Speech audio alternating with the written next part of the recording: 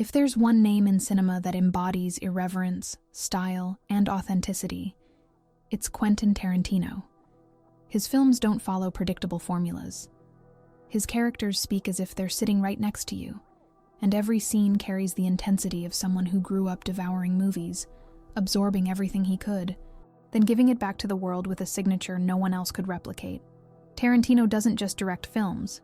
He lives, breathes, and feeds off cinema. His stories aren't linear. His dialogues feel like real conversations, and his references mix high culture with pure pop entertainment. He does what he wants, how he wants, and it works. But before becoming one of the greatest directors in history, Tarantino was just an ordinary young man with no money, no degree, and no guarantees. He worked in a video rental store, surrounded by VHS tapes, living more inside the movies than outside of them. He talked about incredible stories, analyzed other people's scripts, and discussed every detail as if he were part of that world. But the truth was, he was still just an outsider, watching from the sidelines. Like many people, he had a dream, and like many people, he also had all the excuses in the world not to chase it. He could have waited. He could have spent his whole life just watching. But one random night changed everything. With nothing but determination. No one to guide him. No famous screenwriters to hold his hand. And no big studio opening doors for him. He made a choice. Instead of waiting for the right moment, he decided to create his own. He grabbed a blank sheet of paper and started writing. That's how it all began. Now think about it. How many times have you put something off because you didn't feel ready?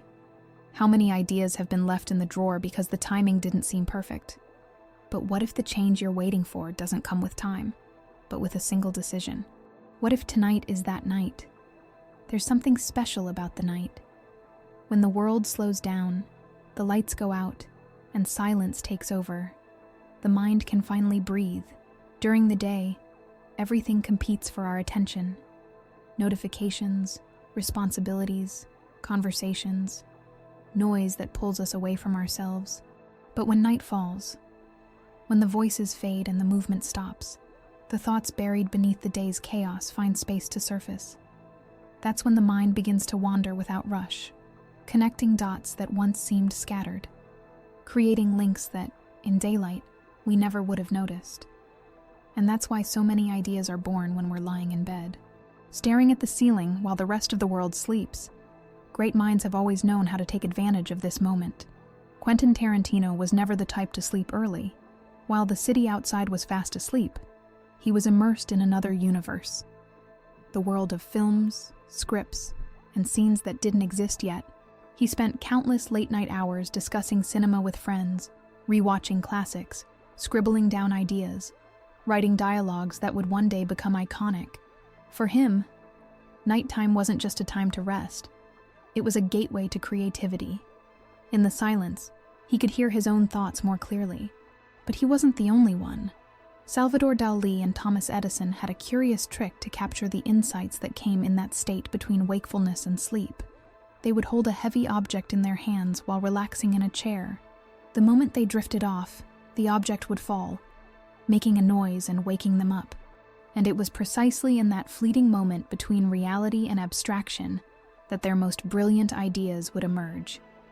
Because that's when the mind breaks free from rules, filters, and restrictions, allowing itself to create without resistance. The truth is, we've all experienced this at some point, even without realizing it. Who hasn't found themselves having deep thoughts just before falling asleep? The day is over, but the mind doesn't slow down. We replay conversations, rethink decisions, and rewrite scenes that have already happened. What seemed confusing in the morning becomes clearer, as if the night rearranges what once felt like chaos. Maybe it's because, away from distractions, we finally hear ourselves. Maybe it's because, in the dark, the imagination feels free to project whatever it wants. Or maybe it's because night, more than an ending, is always the beginning of something new. If there's one thing that terrifies people, it's making mistakes. The fear of failure paralyzes us, makes us hesitate, overthink, and avoid risks. But failure isn't the end. It can be the start of something bigger. The difference lies in how we deal with it. While most people try to run from or forget their mistakes, Tarantino turns them into fuel. To him, every failure, every frustration, every moment when things spiraled out of control wasn't an obstacle. It was raw material for a new story. He once said that whenever something went wrong in his life, he would write a character going through a similar situation. It was his way of processing, reinterpreting, and turning pain into creation. His defeats became dialogues filled with emotion. His frustrations turned into scenes overflowing with intensity, and his failures transformed into creative fuel. And that makes all the difference. Because those who learn to turn failure into growth don't break. They reinvent themselves. Carl Jung once said, "Until you make the unconscious conscious, it will direct your life, and you will call it fate." And, in a way, that's exactly what Tarantino did. Instead of letting his mistakes shape his story without him even realizing it, he took control and put them on paper. He gave form to what could have been mere chaos. He transformed frustrations into art, challenges into unforgettable dialogues, and bad moments into iconic scenes. And this doesn't just apply to cinema. In life, mistakes are inevitable. There's no way to avoid them. But what defines someone isn't how many times they fail. It's what they do with it. A mistake can be a burden or a bridge. It can be the reason to give up or the push to try again. It can bring you down, but it can also be the springboard that launches you exactly where you're meant to be. Tarantino understood this better than anyone. And the big question is, what are you doing with your mistakes? Leonardo da Vinci once said, "Details make perfection, and perfection is not a detail." To many, this might sound like just another beautiful quote, but to Tarantino, it's a way of life. He knows that a great movie isn't just made of big, memorable scenes. It's built on tiny, almost invisible choices that add up to create an irresistible impact. His dialogues aren't just conversations. They're verbal choreographies, designed to mesmerize. Words overlap, silences are just as meaningful as spoken lines, and every pause carries weight. His characters don't talk just to move the plot forward. They speak because they're alive, because they have something to say, because they could exist outside the screen, and his scenes, they don't just tell a story. They make you feel, a cigarette lit at the perfect moment, a gaze held just a second longer, a soundtrack that explodes at exactly the right time. Nothing happens by chance. Tarantino doesn't settle for the obvious. He sculpts every detail with surgical precision. And this mindset doesn't just apply to cinema. If someone wants to be a great writer, it's not enough to just read books. They need to dissect them.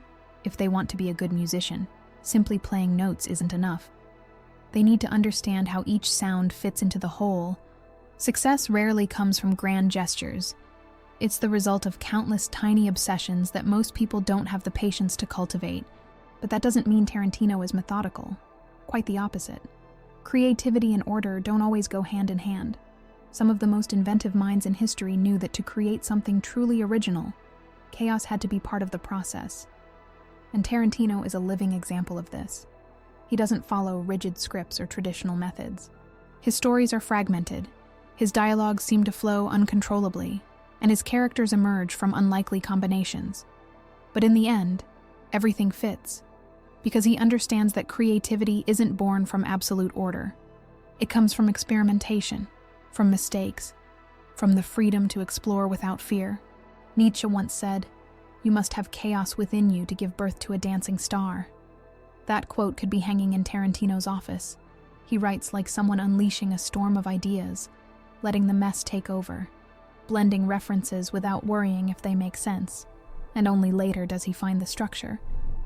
But what about us? How often do we hold ourselves back, trying to organize everything before even starting?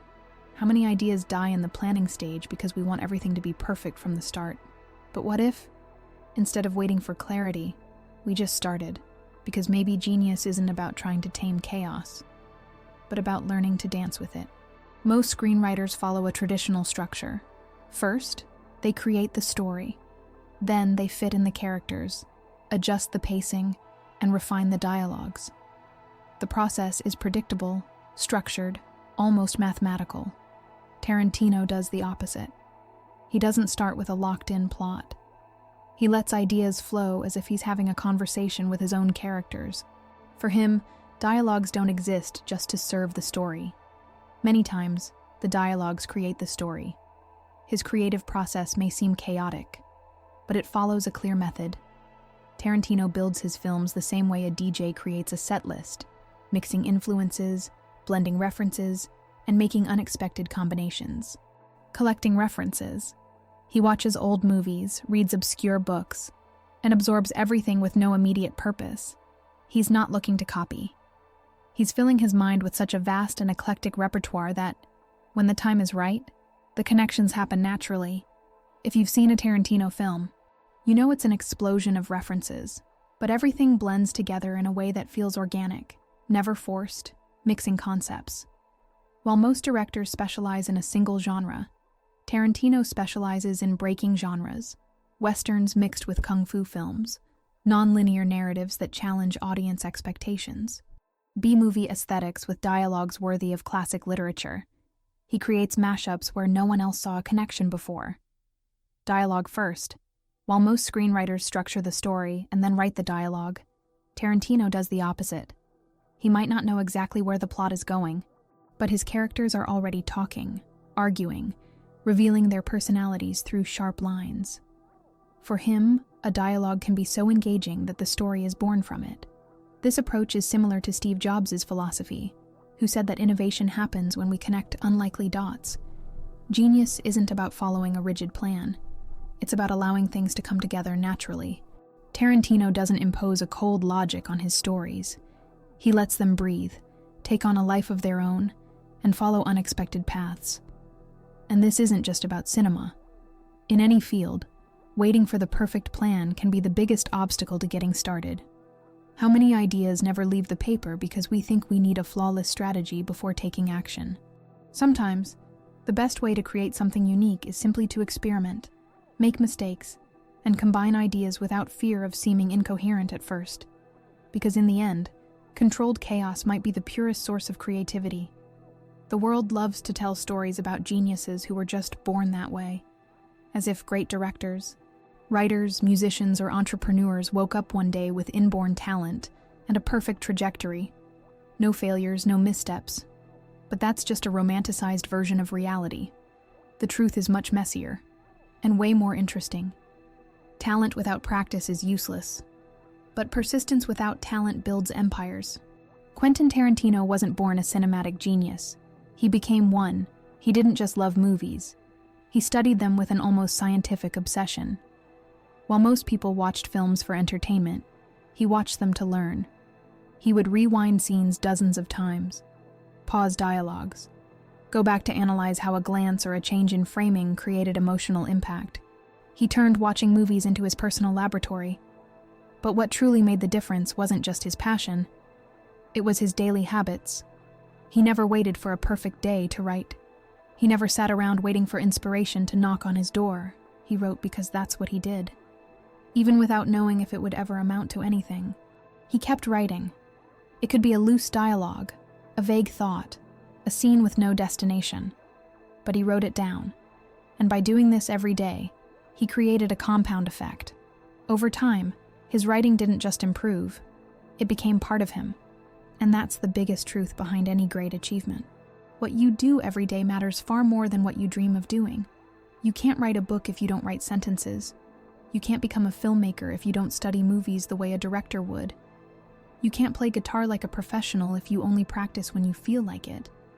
What separates extraordinary people from ordinary ones isn't a single stroke of luck.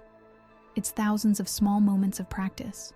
So the real question is, what are you doing every single day that brings you closer to what you want to become? James Clear, author of Atomic Habits, explains that real growth comes from repetition accumulated over time. Small habits, done consistently, shape who we become. A writer doesn't become great when they decide to write a book. They become great because they write every day. A filmmaker isn't born the day they direct their first feature film. They're born the moment they start watching movies with a critical eye and experimenting with storytelling in their own way.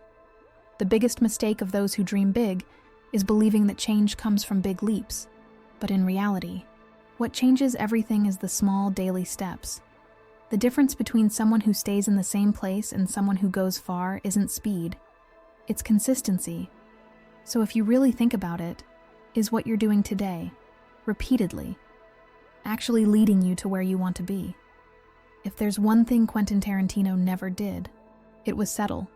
He could have spent his whole life working at the video store, discussing movies, analyzing other people's scripts, but never taking the risk to write his own. He could have chosen the safer path, waiting for someone to discover his talent, hoping that one day, out of nowhere, opportunities would simply appear. But he did the opposite. Tarantino decided that he wasn't going to wait for permission to be a filmmaker. He simply started acting like one. He sent scripts to producers, reached out to contacts without any guarantee of a response, and accepted the possibility of rejection without letting it paralyze him. He knew he would never feel 100% ready to take the next step, and yet he took it anyway. And that's the real question. What stops us from taking action isn't a lack of talent. It's the fear of failing. How many times have we postponed something, waiting to feel prepared? We imagine everything that could go wrong, convincing ourselves that it's not the right time yet. But does that perfect moment ever come? Or does it only happen when we decide we're ready to face it? The philosopher Seneca once said, "Life is long enough if you know how to use it. But the problem is, we often waste it waiting for a sign, waiting for courage, waiting for absolute certainty that things will work out. But that certainty never comes. And in the end, the biggest mistake isn't failing. It's never trying at all." Tarantino understood early on that to grow, he had to step into the unknown, and every major transformation starts with this choice. Stay where you are or challenge yourself to go further. So the question is, what are you putting off because of fear? We like to believe that change happens slowly, that it's a long, gradual process. But deep down, every major transformation begins with a single decision. One moment, one specific choice to do something different. And suddenly, everything shifts. Quentin Tarantino wasn't discovered by accident. He didn't just stumble into Hollywood and magically become a renowned director. He made decisions that got him there. He decided that he wouldn't wait for an invitation into the film industry. He would create his own opportunity.